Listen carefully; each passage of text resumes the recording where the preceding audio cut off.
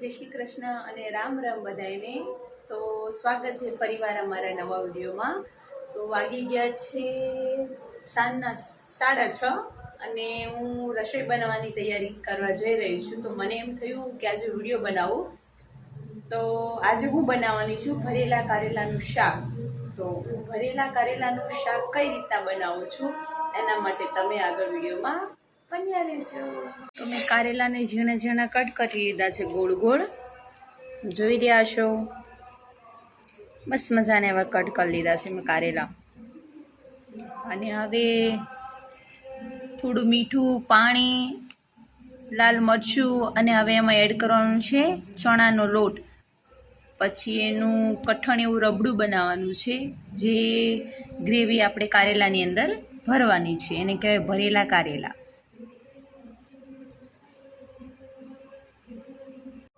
તો આપણે મસ્ત મજાનો કારેલામાં ભરવા માટેનું રબડું રેડી કરી દીધું છે.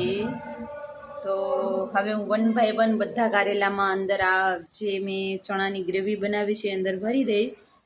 પછી આપણે બનાવવાનું છે ભરેલા કારેલાનું શાક.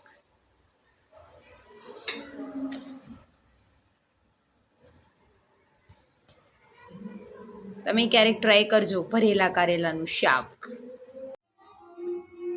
તો આપણે તેલને ગરમ થવા માટે મૂકી દીધું છે. હવે તેલ થોડું થોડું ગરમ થઈ જાય ને એટલે આપણે આમાં કારેલા એડ કરવાના છે.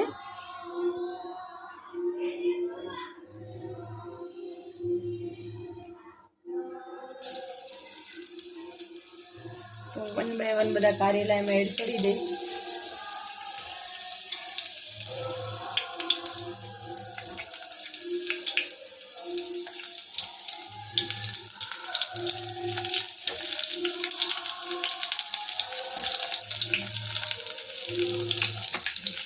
તમે ક્યારે ભરેલા કારેલાનું શાક કર્યું હોય તો તમને કારેલા ભાવતા હોય તો એક નાનકડી કોમેન્ટ જરૂરથી કરજો. ગેસને એકદમ ધીરો રાખવાનો છે જેથી કારેલા બળી ના જાય. તમે ક્યારેક બનાવવાની ટ્રાય કરજો ને ખાજો, તમને ખાવાની મજા આવશે. ભરેલા કારેલાનું શાક જોવામાં તો મસ્ત લાગે છે, બને પછી ખબર પડે કે કેવા બને છે. હવે થોડી ગ્રેવી બચી છે એને પછી આપણે લાસ્ટમાં થોડી એડ કરી લઈશું, કેમ કે આપણે ગ્રેવીથી કંઈ થાય નહીં એટલે વાંધો નથી. તો તમે આગળ વિડીયોમાં બન્યા રહેજો. તમે કારેલા થઈ જાય પછી બતાવો. ફેમિલી જો આપણે સ્કૂલેથી પહોંચ્યા છે રૂમે, અને રૂમે આવીને જોયું તો મેડમે સરસ મજાના બ્લોગની શરૂઆત કરી દીધી. બ્લોગની અંદર તમે જોયું હશે કે મેડમ અમારે શું કામ કરે છે. આપણે આવીને જો પાછો આપણે કન્ટિન્યુ આપણા હાથમાં લઈ લીધું છે કામકાજને. મેડમ અમારે જોઈ બ્લોગનું કન્ટિન્યુ કામ ચાલુ કરે છે. સરસ મજાની રસોઈ બનાવવાનું કામકાજ છે. તમે પણ વિડીયોમાં આગળ જોયું કે આજે રસોઈમાં શું છે. જો ભરેલા કારેલાનું શાક. સરસ મજાના જો ભરેલા કારેલાનું શાક છે આજે. તમારા માટે નથી પણ. કેમ? તમને આમે નથી ભાવતું કારેલા? કોને કીધું? તો આ મને એકલી ન થઈ રે એવું? હા, કાંઈ તમારા વાંધો માટે આલુ બનાવી દઈશ. હાલો, કાંઈ વાંધો નહીં. તો જો આવું કામ છે આજથી. લગભગ અમારે ડેલી બ્લોગ આવશે, કારણ કે હવે અમારે જો અમારે મેડમ હવે વેકેશન પડી ગયું એટલે મેડમ અમારે હાવ ફ્રી છે.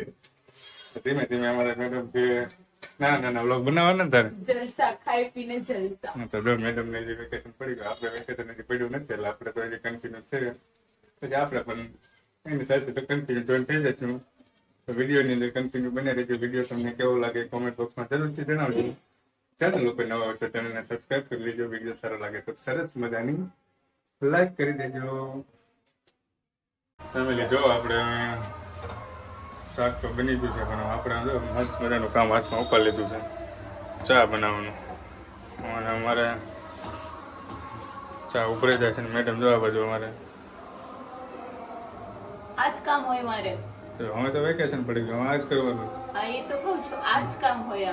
હવે તો બાનું નહીં કાઢી શકું કે થાકી ગઈ કે આમ તેમ. હવે તો બનાવવું તો પડશે જ. રોટલી બનાવવાનું કામકાજ ચાલુ ને આપણે ચા બનાવવાનું કામકાજ ચાલુ. ચા પીવું પડે. મેડમ એવું કીધું હાથે બનાવીને પી લ્યો. નહીં તો મેડમ રોટલી બનાવે, આપણે ચા બનાવીએ છીએ. તો ચાલો સરસ મજાની ચા બનાવી લઈએ અને પછી પી લઈએ, કારણ કે ચા તો ફેવરિટ છે. એટલે ચાલો કાંઈ વાંધો નહીં, પી લઈએ અને પછી આપણે પાછા મળીએ. એટલે જો આપણે જમવાનું તો બધું બની ગયું છે અને આપણે જો સરસ મજાના ફ્રેશ થઈ ગયા. ફ્રેશ થઈને જો આપણે ભગવાન માતાજીને દીવાબત્તી અગરબત્તી કરી વાળી, જો અમારું મંદિર છે આ સરસ મજાનું, આપણે ત્યાં દીવાબત્તી ને અગરબત્તી કરી વાળી પછી આપણે બેઠા હતા. અમારે મેડમે એક સરસ મજાનું કામ ઉપર લીધું. જો દેશી રસોઈ એમ કે તો એ ચાલે. શાક ના હોય તો તમે એને રોટલી હારે કેરીનો છૂંદો બનાવીને ખાઈ શકો. જો અમારે મેડમ અમારે કેરીનો છૂંદો બનાવે છે. છૂંદો બનાવું છું. એમાં આપણે કેરીને ઝીણી ઝીણી કટ કરી નાખવાની, પછી નાનું એવું મરચું નાખવાનું, પછી મીઠું નાખવાનું અને પછી એને ખાંડી નાખવાનું, મસ્ત પીસીને પછી એને ખાવાનું. એ ગોટું નીકળ્યું.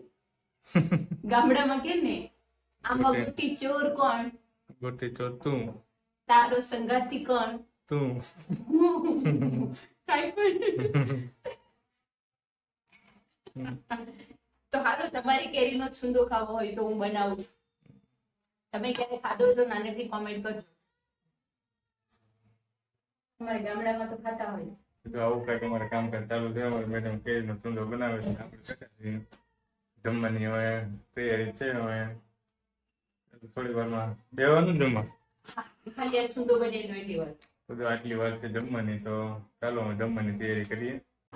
ફાઇનલી ફેમિલી, જો આપણે જમવા બેસી ગયા. જમવાનું મેડમે આજે વિડીયોમાં તમે જોયું જશે કે આજે અમારી શેની રેસીપી હતી.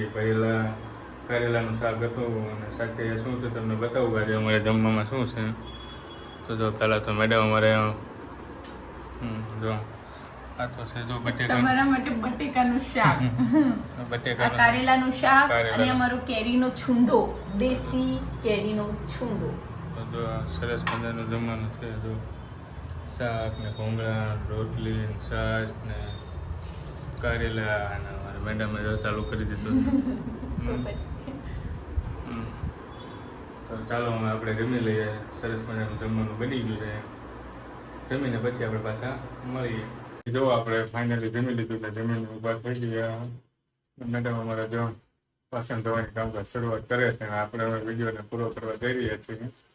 વિડીયો તમને કેવો લાગ્યો કમેન્ટ બોક્સમાં જરૂરથી જણાવજો. ચેનલ ઉપર નવા હોય તો ચેનલને સબસ્ક્રાઈબ કરી લેજો. વિડીયોને લાઈક કરવાનું ભૂલતા નહીં. મળશું જ આવા એક નવા મસ્ત મજાના વ્લોગ સાથે. હવે તો અમારે મેડમને વેકેશન પડી ગયું, એટલે અમારે મેડમ હું જો ડેલી વ્લોગ આવશે. હે ડેલી વ્લોગ આવશે. જો મેડમ વેકેશન પડી ગયું એટલે મેડમ હવે નવરા નવરા વ્લોગ ઉતારશે. તો આવું કંઈક છે. ચાલો મળશું નવા વ્લોગમાં. ત્યાં સુધી બધાને જય માતાજી, રામ રામ, બાય બાય.